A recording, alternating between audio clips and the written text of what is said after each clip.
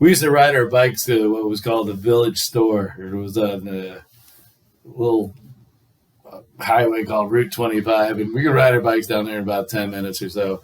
And coming up to Mischief night, a lot of people don't know what Mischief night is, but Actually, I've never, even though that's a thing, holy shit. That's actually a term? Oh, God. You guys actually use the word Mischief night. It's the night before Halloween. That is genius. Oh, how did I not know this?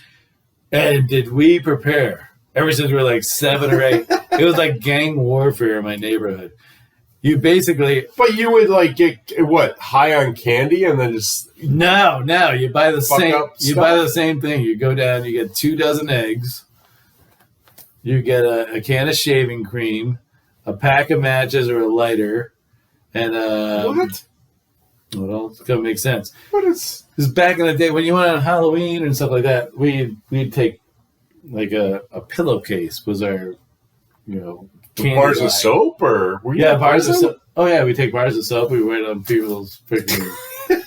Yeah, I wasn't a good 7 or 8 year old. You're not a good 35-year-old. Right, I know. 50 years ago. Anybody finds out I'm 50, it's fucking, I'm in trouble. Jesus Christ. So what we do is we take the eggs, and those are for throwing at houses and other rival groups of kids. We call it gangs, but they weren't really gangs. They're just a bunch of pussies, because we show them that they were. Was it like West Side Story where you guys go, and it's like, no, do that. No. But we had the best trick. We take like a needle, we put it inside the can of shaving cream. You put it in there. That's under pressure. How does that happen? Then you light the thing, the front of it, and the plastic of the spout that sticks out would form to the size of the needle. And then you pull the needle out.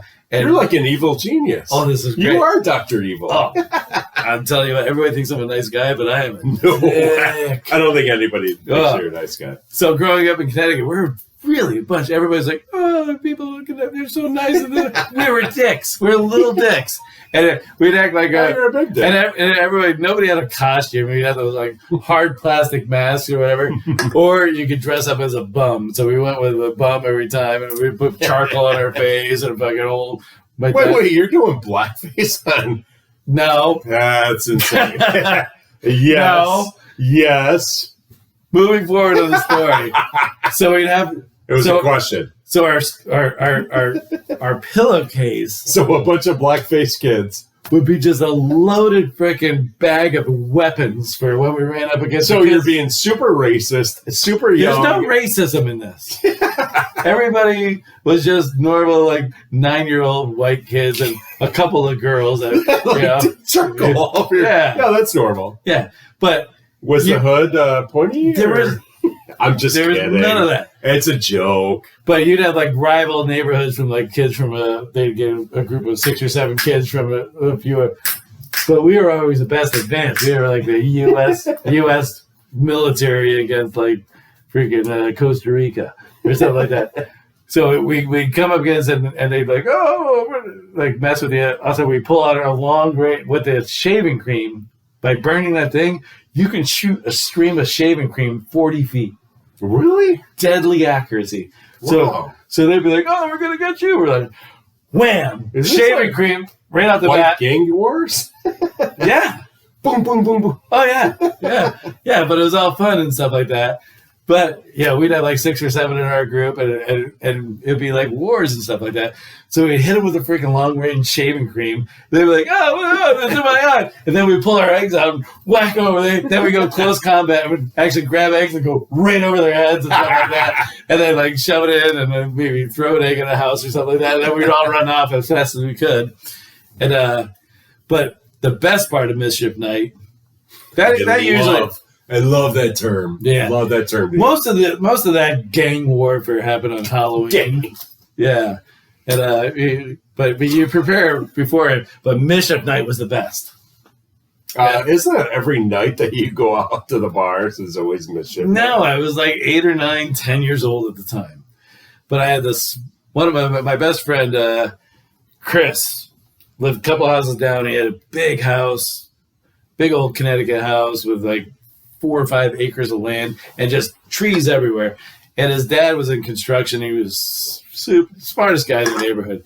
He used to get all of us neighborhood kids, the same guys that were in our gang going around and shit like that, to rake his yard every day of October, and we take all the leaves. He'd go, "This is a lesson for you boys. You got to learn how to do this. This is going to be good. Trust me on this." So we rake and rake and rake for freaking 3.5 weeks straight, and we get this big leaf pile, like 10 feet high, 20 feet long, and he'd take those big rolls of like construction plastic. It'd be like 10 feet wide, and you just roll it out like a tarp, almost like a tarp, and we do like a 30-foot by 10-foot wide plastic thing on the ground, and then the night before Halloween we get out there and we wait till dark. Mischief night, and the road in front of Chris's house was 2-lane, one way going this way, one lane going this way, so maybe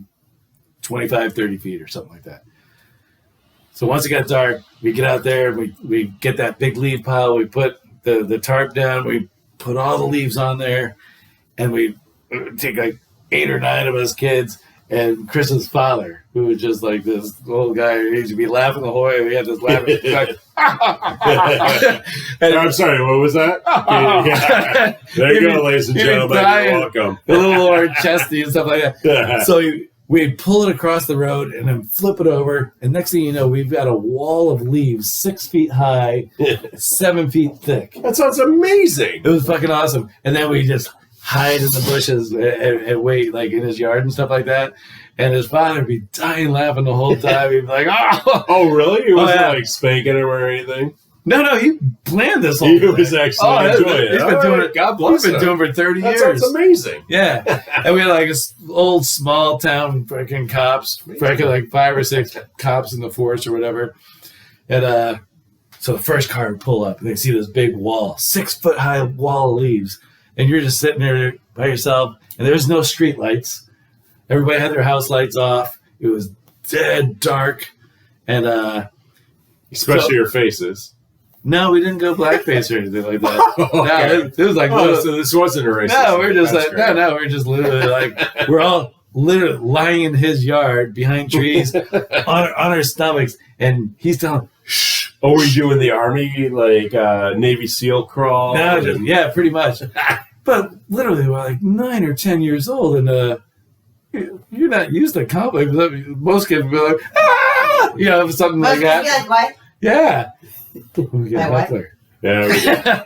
But anyway, so the first car would pull up, and it would just be like, it'd be like an old 1973 Camaro or something. Like, but they don't know what's in there, you know. People could put like rocks or fucking steel girders in it. And first car just guns it, boom, right through, and it's just leaves. And boom, they go.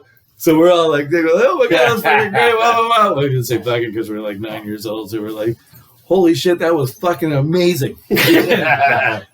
But so we reload it, put more leaves on and stuff like that, and we'd be doing this all night, and it was great. Like some people come out and like kick the pile and blah blah. So eventually they call the cops. Cops come out, and we're all like 10-year-old kids in a freaking yard. Imagine 10-year-olds this day. They're freaking little pussies. You probably puckered a little bit, I would imagine. Oh yeah, we're scared shitless. All of a sudden, they're puckering. Yeah, you see the cop car pull up, and it's like maybe one car would come by every 10 minutes. It was like a really slow street. It was like out in the middle of the woods. And a slow guy. And so you see the cop car coming down. You can kind of like check out. You can see the lights. All of a sudden, the lights go blue, blue, fucking red lights just start going. And you're like, oh, and you can hear my buddies finally like, and they get out and they walk around and like hit in the freaking leaves and everything.